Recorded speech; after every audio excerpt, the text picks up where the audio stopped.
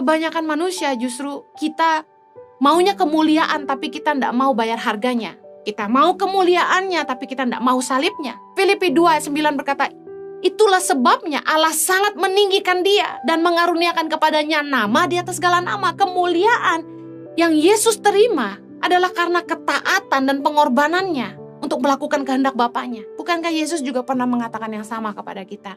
Bahwa setiap orang yang mau mengikuti Yesus harus menyangkal diri, memikul salib dan mengikuti Yesus. Tapi apakah kita hari ini sebagai orang yang mengaku pengikut Yesus?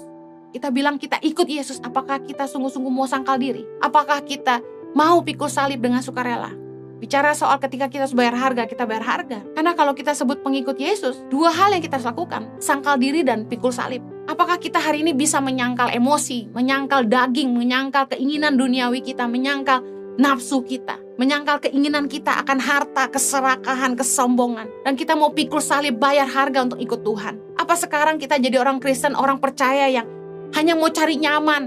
Kalau parkiran susah nggak ke gereja, kalau AC nggak dingin nggak mau ke gereja, kalau pendeta khotbahnya nggak keren nggak mau ke gereja. Berapa banyak kita yang ikut Tuhan hanya untuk berkatnya, untuk kemuliaannya, tapi tidak taatnya, tidak salibnya. Mari ketika kita hadir di sebuah komunitas, ketika kita ada dalam sebuah hubungan, miliki mentalitas, saya harus jadi berkat, saya harus memberi kontribusi, saya hadir untuk mewarnai, saya harus jadi terang, saya harus jadi garam, memberi rasa, kehadiran saya harus mengubah.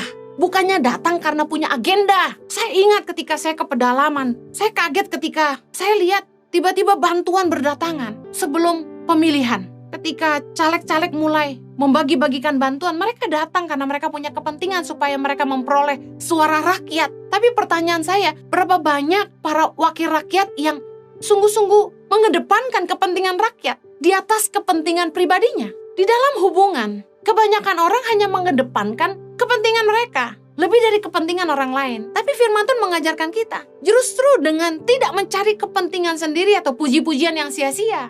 Sebaliknya kita dengan rendah hati seorang menganggap yang lain lebih utama dari dirinya.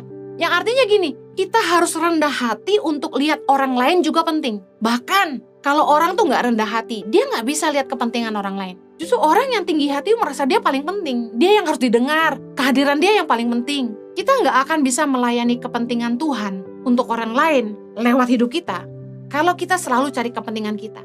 Ada orang-orang tuh yang selalu nanya, what is it for me? Apa untungnya buat saya? Ada orang-orang yang kalau nggak menguntungkan buat dia nggak mau lakukan, dia nggak mau ambil bagian. Kadang-kadang lelah gitu. Dalam hubungan tuh kita harusnya nggak selalu cari keuntungan. Apa sih untungnya buat saya? Tapi pikirin keuntungan kerajaan sorga. Kalau dipikir-pikir, saya ada di tangan pengharapan ini bukan untuk keuntungan saya. Malah ini jadi beban buat saya.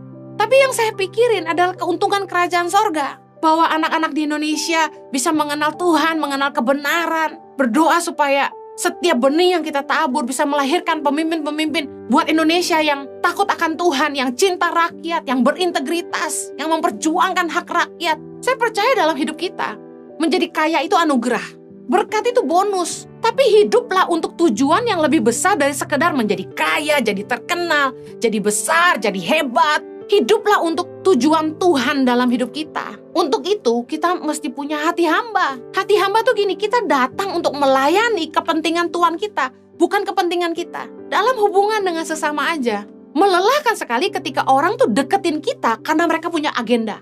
Deketin kita karena mereka punya kepentingan. Ketika mereka tidak diuntungkan, mereka meninggalkan kita. Lelah nggak punya hubungan yang seperti itu? Lelah sekali ketika dikelilingi oleh orang-orang yang awalnya datang pura-pura tulus, padahal punya niat bulus. Datang untuk posisi, datang untuk diakui.